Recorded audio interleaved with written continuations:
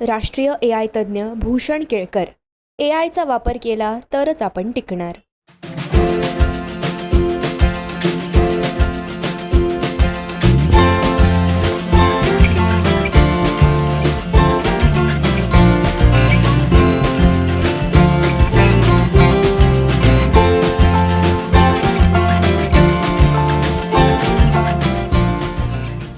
सध्या प्रत्येक क्षेत्रात AIचा प्रभावीपणे वापर सुरू आहे. आपण आपल्या क्षेत्रात पारंगत होऊन त्यामध्ये AI टेक्नॉलॉजीचा वापर करून टॉप 10 मध्ये राहावे. आपण आपापल्या क्षेत्रात AIचा वापर न केल्यास टिकणार नाही असे मत राष्ट्रीय AI तज्ज्ञ आणि शिक्षण सल्लागार डॉक्टर भूषण केळकर यांनी व्यक्त केले. शिक्षण प्रसारक मंडळ कुमठे येथे सहकारी तपस्वी ब्रह्मदेवदादा माने यांच्या स्मृतिदिनानिमित्त आयोजित केलेल्या व्याख्यानमालेत ते बोलत होते. यावेळी व्यासपीठावर रयत शिक्षण संस्थेचे विभागीय संचालक संजीव पाटील, संस्थेचे प्रमुख विश्वस्त जयकुमार माने, स्वाती माने, बाळासाहेब माने यांच्यासह संस्थेचे पदाधिकारी उपस्थित होते. विद्यार्थ्यांना AI टेक्नॉलॉजी तसेच विविध टूल्सचा वापर करून भाषांवर कमांड निर्माण करावे. तसेच अनेक ऑनलाईन कोर्सेस आहेत, ते देखील शिकावेत, तरच तुम्ही स्पर्धेच्या जगात टिकाल, नाहीतर सध्या डिग्रीला काहीच किंमत नाही, असे मत डॉक्टर भूषण केळकर यांनी व्यक्त केले. मला ते करायचं होतं म्हणून मी केलं. या गोष्टीला इंडस्ट्रीमध्ये प्रचंड भाव आहे. विचारा सरांना, सांकामेगिरी बंद करा. युनिव्हर्सिटी, कॉलेज किंवा टीचर यांनी कंपल्सरी केलं ते तुम्ही करणारच आहात. त्याच्यामध्ये मजा काय आहे? इंडस्ट्री हे बघते की तुम्ही मनापासून स्वतःहून काही करताय का, आणि त्याच्यासाठी आधी जसे पर्याय कमी होते तसे आता उरलेले नाहीत. जे पाटील सरांच्या बोलण्यात आलं की आता सगळं जग खुलं आहे, त्याच्यात तुम्ही पुण्यात आहात, लंडनमध्ये आहात का कुमठेला आहात यांनी काही फरक पडत नाही. कोर्सेरा तुम्हाला आत्ता मोबाईलवर उपलब्ध आहे. What stops you? तर आमचा आग्रह कॉम्बिनेटोरियल लर्निंगचा आहे. मी उदाहरण देतो तुम्हाला. पॉलिटेक्निकमध्ये तुम्ही जे करता आहात त्याच्याबरोबर समजा तुम्ही डेटा सायन्सचा कोर्स केलात. किती लोकांना डेटा सायन्सचा कोर्स तुम्हाला तुमचा करता येईल असं माहिती आहे? हात वर करा. परत 10च्या पेक्षा काय 10च्या वर हात वर करायचं नाही असा काही नियम आहे का तुमच्याकडे? करतच नाही आहे. 10च अगदी अपर लिमिट म्हणजे 10. तर IIT मद्रासचा एक कोर्स आहे ज्याचं नाव आहे BSc किंवा डिप्लोमा किंवा सर्टिफिकेट डेटा सायन्स.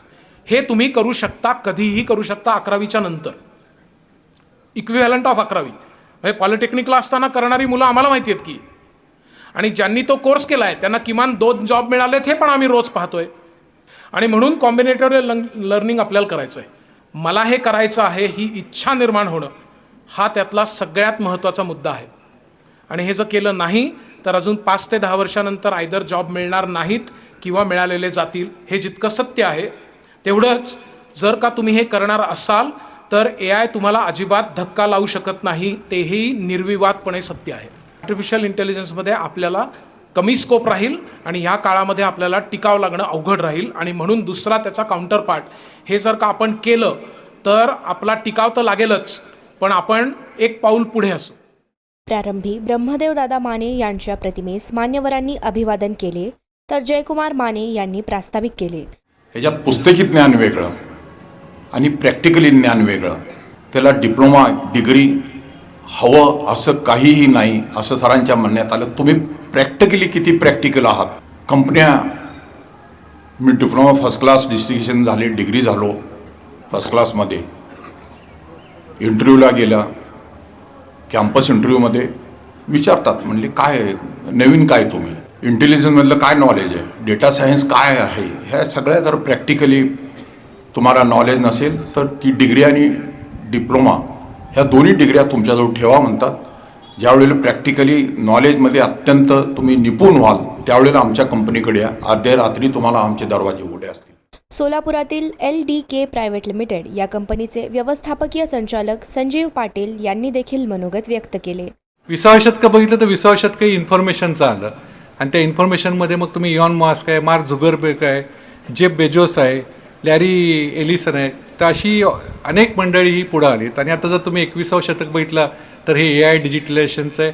आज मी कौतुक करतो की तुमच्या संयोजकांनी आज या AIवरती त्याचं महत्त्व जाणून, कारण शहरातील लोकांना अजून माहीत नाही याचं महत्त्व, तर ग्रामीण भागातील मुलांना त्यांनी ते समजून घेऊन इथे ग्रामीण भागातील मुलांसाठी हा कार्यक्रम आयोजित केला, त्याबद्दल मी त्यांचं विशेष कौतुक करतो.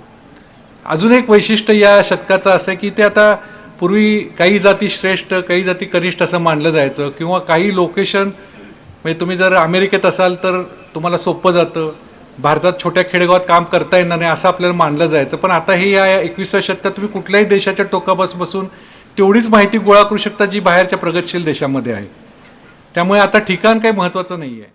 प्राध्यापिका गिरिजा दीक्षित आणि प्राध्यापक ज्ञानेश्वर जाधव यांनी या कार्यक्रमाचे सूत्रसंचालन केले, तर प्राध्यापक रोहिणी चव्हाण यांनी या कार्यक्रमाचे आभार प्रदर्शन व्यक्त केले.